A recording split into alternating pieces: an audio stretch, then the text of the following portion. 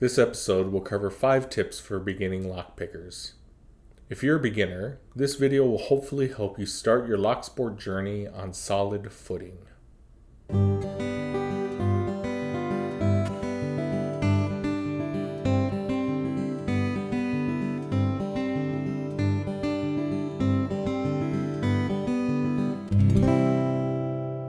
Hey folks, welcome to Pugs Picks Locks. If you're new here, feel free to click that subscribe button and ring the notification bell so you'll always be notified when I release new content like this. And if you like the video, go ahead and give it a thumbs up, click that like button, and leave a comment or a question down below. I don't always get everything right, so if I got something wrong, if there's something I could do better or do differently, please let me know. I want to learn from all of you to continue to grow my knowledge, my skill set, and provide you with better and better content. Let's start with a shout out of the week. This week's shout out goes to Steve's Lockpicking. He covers dimple locks, tubular locks, combo lock decoding, lever locks, disc detainers, and just he goes on and on. With 177 videos covering so many aspects of Locksport, it's a crime that he only has 477 subscribers at last check. The bare minimum we can do is get him over that 500 mark, so follow the link in the description and give him a sub. Okay, let's dive into this week's video.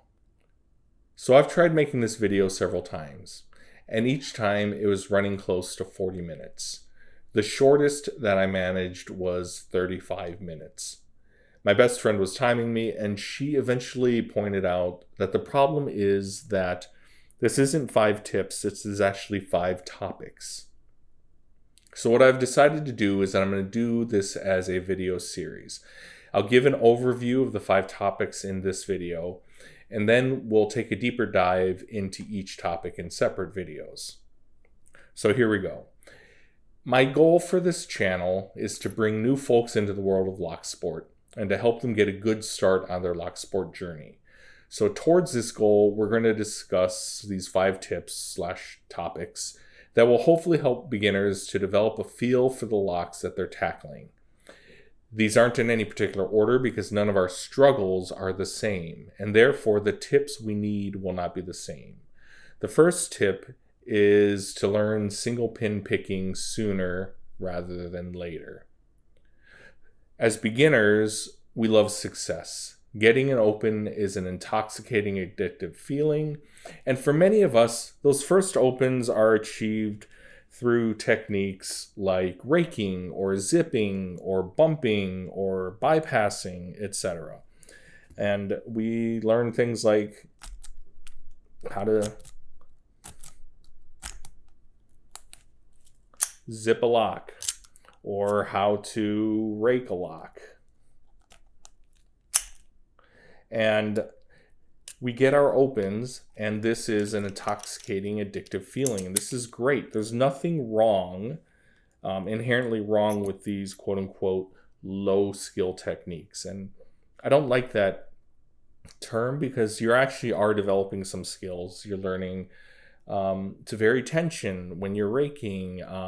If you're zipping, you're learning to hold exactly the right amount of tension. Too light and the pins don't stay up above the shear line. Too heavy and the pins bind and don't get above the shear line. So there's nothing wrong with these techniques. And for working locksmiths in the real world, working locksmiths who get paid by the job, time is money. And these approaches can be a fast way to get a locked out client into their home and move on to the next job. The problem is that relying on techniques like this can stilt your development as a picker. Learning to single pin pick and learning to feel the pins individually on easy beginner locks like this Master Lock number 5 will set you up for success on more challenging locks later. More challenging locks, like the next step up from this Master Lock might be something like this Titalium. It has challenging bitting.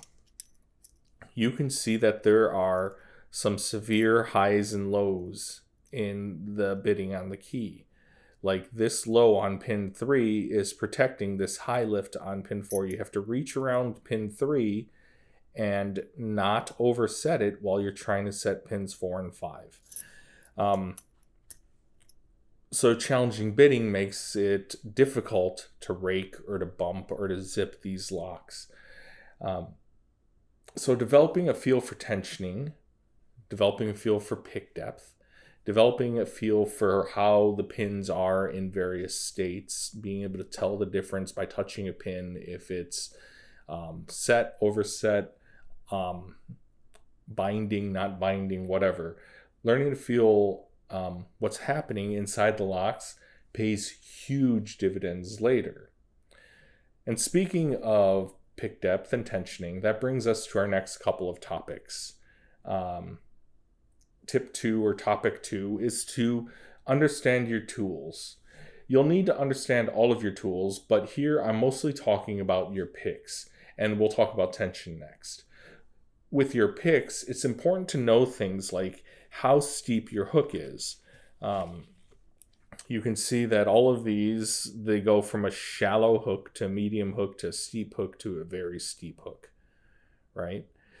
And these different hooks on these picks allow you to reach pins that might be deeper in the lock and might be a higher lift in the back of the lock. It might help you to reach around like pin 3 here to reach up to pin 4 and 5. But those steeper hooks might also have trouble maneuvering inside the keyway of the lock because they are so tall that trying to get them through the lock, trying to get it past pin 3, for instance, you might bump pin 3 on the way. So learning to compromise between the steepness of the hook and your ability to maneuver within the keyway and within the lock, understanding your picks and how they work can make a huge difference. And it's not just understanding like the style of pick that you're using. And for instance, I like this Pagoda hook because it has a nice point on it. And that point lets me feel the pins, feel the spaces between the pins. So I know that I'm in between these two pins and I can move just a little bit and then I'll be underneath the pin and I can start working on setting that pin. Understanding how that feels versus how a standard hook with a rounded tip might feel. Those types of differences can make a huge difference in your ability to tackle and open a lock. There are other styles of picks, like we have diamonds. And you can see that this diamond pick, for some people, I know people who absolutely love a half diamond. And you can see, I can line it up so that the point of the diamond and the point of the Pagoda hook are pretty much the same, in the same place. And so it offers you a similar feel to my favorite pick, this Pagoda hook. So being able to understand and use your different tools and start to pick and choose when to use them can make a huge, huge difference. So pay attention to how much feel and feedback different pick profiles give and how these different shapes interact with the pins.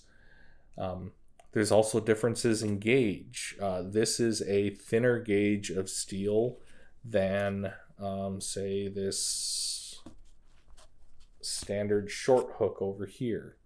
It is a thinner gauge of steel. So this pick is going to have trouble maneuvering in some of the tighter keyways where you have to get around warding.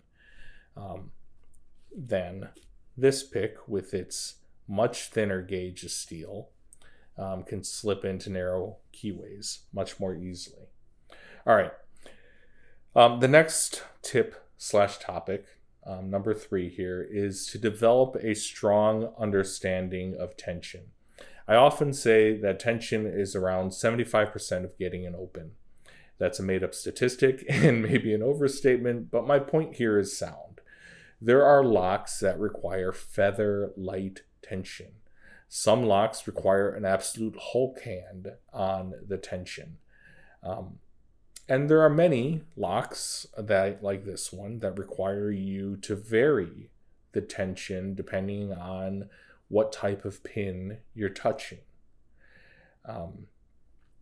Security pins, like this lock has spool pins in it. Security pins often require that you vary the tension in order to be able to set all the pins properly. So take the locks that you know well. Like I know this master lock like the back of my hand. So take the locks that you know well and try them with varying degrees of tension. If you haven't watched my videos on tensioning, a quick recap is that this is light tension, right? It's enough to turn the plug in the core, just enough to bind the pins, but I can still slip a pick in between my thumb and the tension wrench pretty easily. On the opposite end of the spectrum, this is heavy tension. You can see that the tension wrench itself is starting to bend and flex, and if I try to slip my pick between my thumb and the tension wrench, it takes a lot of force. Medium tension, of course, is somewhere in between. I can slip the pick through, but it's not slipping like just slipping through like with light tension, and I'm not working hard to get the pick through like with heavy tension. So learn to vary your tension. Try the locks you know with different types of tension. For instance, this lock, this is light tension. Just turning it enough to turn the core. I'm turning the plug inside the core. And you hear how quiet the clicks of the pins passing the shear line was. Here, if I crank the tension, and now I have heavy tension going on this,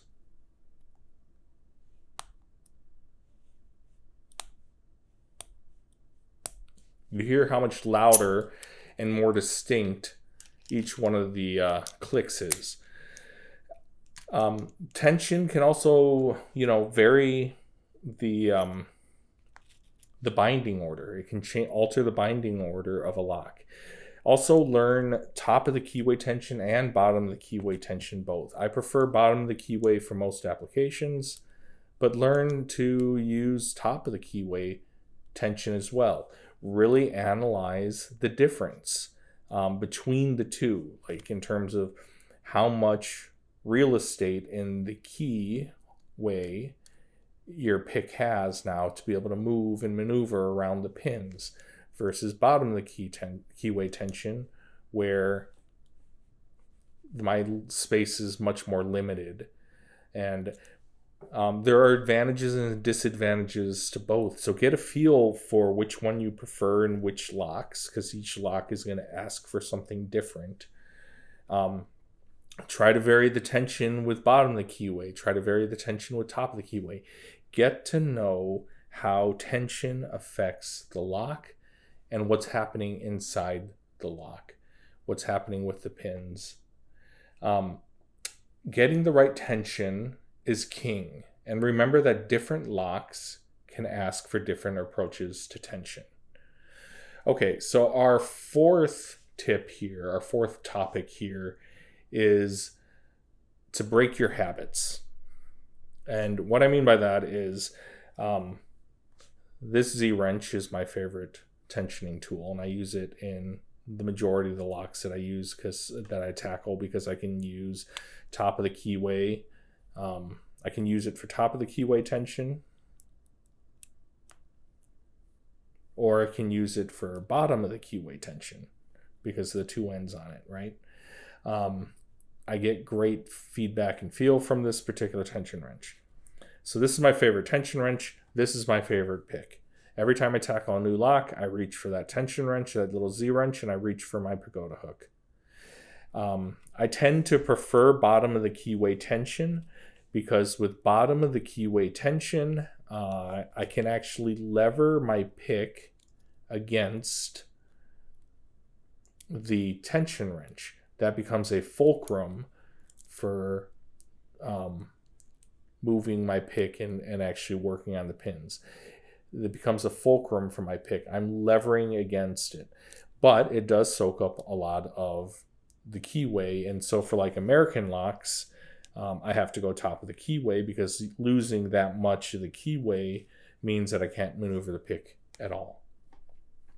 But these are habits. Bottom of the keyway tension, light tension. I preferred light tension. I prefer to go as light as the lock will allow me to go. Using this particular turning tool, using this particular pick. These are all habits that I have. And this works for me a lot. These habits work for me a lot. It also doesn't work for me a lot. And it costs me time and effort. For instance, this particular Mortise cylinder here, this little Sargent Mortise cylinder, this, I was stuck on it for like 2 days. And it was because I wasn't varying the tension enough. I started with super light tension because I like light tension, and then I gradually increased the tension, and I would get an accidental opening, and I would thought that I had it solved, and I would try the exact same thing with the exact same tension, exact same binding order, blah, blah, blah. I would try that again, and I would get nowhere. And it wasn't until I just got so frustrated that I just cranked the tension so hard, like harder than I was like literally using 2 fingers on the tension wrench to turn the plug. And I finally got consistent opens because I broke my habit. I stepped out of my comfort zone. I broke my patterns, and I tried something different. If I don't consciously remind myself to try other approaches, I sometimes get stuck like this. And if I just take my own advice and try something different sooner, I would probably save myself a lot of time and wasted effort. Okay. The 5th tip/topic, this last one, is to close your eyes. As beginners, we often pick with our eyes. You will see like beginners hold the lock and then position it so that they can stare straight down the keyway, as if they can see anything past that first pin there. And they're staring intently as they work on it. You know, they and the truth is, you can't see squat. You cannot. It's pitch black inside the keyway. You can't see a dang thing. So picking with our eyes like that can actually slow us down and can delay how long it takes us to start to really develop a really good sense for what's happening inside the lock. So what I recommend instead is to close your eyes and picture the interior of the lock. Picture the pins, picture the plug, picture your tension wrench going into the keyway. So right now my eyes are closed. I can see the inside and if you don't know what the inside of a lock looks like, go hit Google, look up some diagrams, go to YouTube, look for videos with cutaway locks, buy yourself an acrylic lock. Those acrylic locks, they call them practice locks, and they're not good practice locks because the acrylic locks feel different from actual real metal-bodied locks. And so they're not good practice tools, but what they are good for is teaching you what is happening inside the lock. That's the only thing that I would ever use an acrylic lock for. But go look at one. Look for videos with cutaways so you can actually see what's happening inside the lock. And then close your eyes, picture that, picture the plug, picture the tension tool. My eyes are closed right now. Tension tool being inserted into the keyway. Picture your pick moving into the keyway and moving past and across all the pins. Imagine the pick depth. You know, imagine seeing your pick resting on a particular pin and see the tip of the pick pushing on that pin. And in this case, I'm on a spool pin. You can see I had some counter rotation. Let me do that again. counter rotation, you can see it maybe, well, that's still set. Let me reset the lock there. Okay. You can see 1, 2, the counter rotation. So instead of seeing it, close your eyes and feel it. Feel how when you press the pin, it turns the plug, that spool pin turns the plug back against the tension. Feel that, see it inside your head. Don't see it with your eyes. Another spool pin there.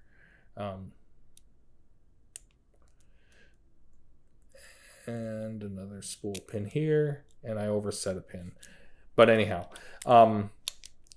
learn to pick with your eyes closed and really focus on developing that mental picture of what's going on in the lock, and that feeling in your hands, the feedback you're getting from the pins as you set them or try to set them, or when you touch them, how does the pin react? And to help develop this picking by touch and by mental image, one of the things that I do, I call fidget picking. I'm a fidgety type of person. I have a lot of little fidgets. I tap my feet a lot. I tap my fingers. I'll sometimes have a drum groove in my head, and I'll like be silently playing that groove or whatever. My feet are constantly moving. Like if I'm look like I'm sitting still at a table, my feet are actually going on the hi-hat and the kick drum, blah, blah, blah. Anyhow, I'm a fidgety type of person. So fidget picking is when I'm watching TV, or if I'm in a video conference or whatever, my hands will have a lock and some picks, and I'll just absently be picking at a lock, getting used to the feel of it, getting used to the mental image of it, and just moving and just fidgeting.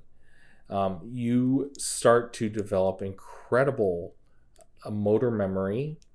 You start to develop the subtlety of moving through a lock and moving and touching each pin, and what that looks like, and what it feels, what it looks like inside your head, and what it feels like in your hands, as opposed to picking with your eyes. Instead of looking at the lock and watching for counter rotation or whatever the case may be, you're just fidgeting.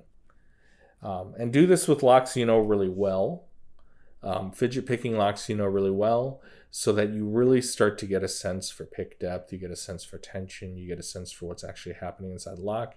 And also fidget pick with locks that you're just starting to work at.